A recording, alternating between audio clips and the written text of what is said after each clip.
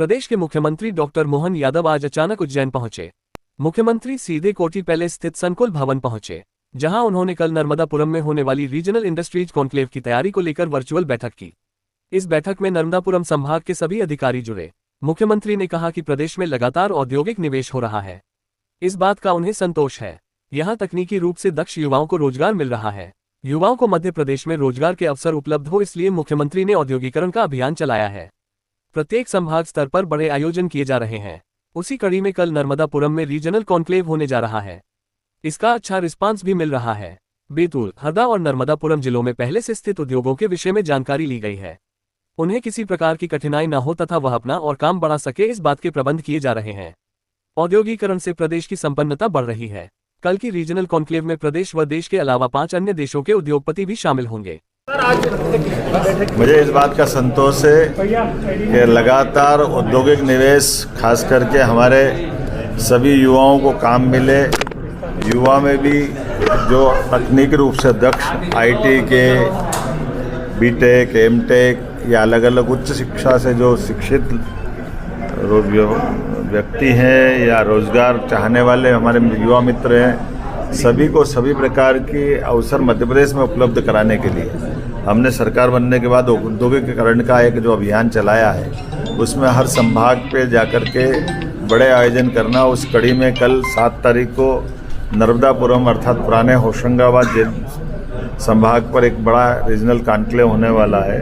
और जिस ढंग से इसको माननीय मोदी जी ने भी हमारी नवकरणीय ऊर्जा के सभी प्रकार के यंत्रों को बनाने के लिए इसको इंडस्ट्रियल पार्क की छूट दी, जिसके माध्यम से इस इंडस्ट्री के निवेशक देश भर से, प्रदेश भर से अपनी सोलर पे, विंड पे अलग अलग नवकरणीय ऊर्जा के संयंत्र लगा सकते हैं। इनके अलावा भी जो जो इंडस्ट्री लगाना चाह रहे हैं, उन सभी के लिए साथ कल ये कार्यक्रम होने वाला है।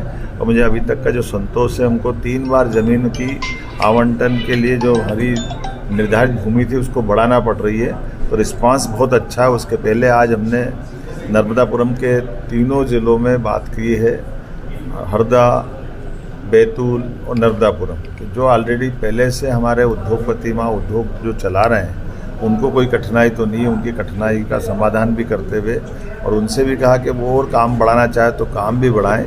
इसके लिए हम प्रदेश वालों को भी प्राथमिकता में रख रहे हैं। मुझे इस बात का संतोष है कि लगातार इस औद्योगिक निवेश के माहौल में बड़े पैमाने पे निवेशक भी आ रहे हैं और यहाँ रोजगार के अवसर भी उपलब्ध हो रहे हैं और हमारी आर्थिक रूप से प्रदेश की संपन्नता भी बढ़ रही है। मैं अपनी ओर से आज यहाँ उज्जैन में, यहाँ से VC के माध्यम से मैंने जुड़ करके उस योजना की विस्तार से बात कही है। मुझे संतोष है कि कल की रीजनल कॉन्क्लेव हमारी बहुत अच्छी होगी, क्योंकि हमारे अपने देश और प्रदेश तो अंदर आ ही रहे हैं, बाकी 5 विदेश के लोग भी कल आकर के अलग अलग प्रकार से इन निवेशकों के साथ हमारे इस आयोजन में शामिल होंगे। एक और हमारे अपने सिंहस्थ के आयोजन को लेकर के सभी साधु संतों को सबका आग्रह था कि 1980 के सिंहस्थ से लगा करके 80, 92, 2004, 2016 यहाँ लगातार गंभीर का पानी मिला करके स्नान करना पड़ रहा था। तो इसलिए जब यहाँ स्नान की इच्छा उज्जैन में होती है, तो शिप्रा जी के जल से ही स्नान करने की इच्छा होती है। हमने इस बार की योजना बनाई है, सिलारखेड़ी, सेवरखेड़ी डैम के माध्यम से जो बारिश का बड़े पैमाने पर पानी आता है, उस पानी को स्टोर करके पूरे साल न केवल सिंहस्थ में बल्कि पूरे साल छिपरा के किनारे पर धीरे धीरे पानी बरसात के बाद छिपरा जी का ऊपर डैम से छोड़ेंगे, तो हमारे सभी घाट पे छिपरा जी का पवित्र जल मिलेगा, जिससे उनकी स्नान की आकांक्षा पूरी हो।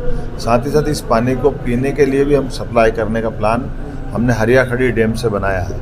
उम्मीद कर रहे हैं एक एक बूंद को सहेजते हुए नगर की आवश्यकता को भी पूर्ति करें, नागरिकों को स्नान के लिए भी मिले और सबकी भावनाओं का सम्मान हो। मैं उम्मीद कर रहा हूँ कि सिंहस्थ के इस आयोजन में अभी तक के सारे आयोजनों में सबसे बेहतर साबित हो। हम सब मिलेंगे तो निश्चित रूप से इस पूरे आयोजन को बहुत अच्छे से करेंगे।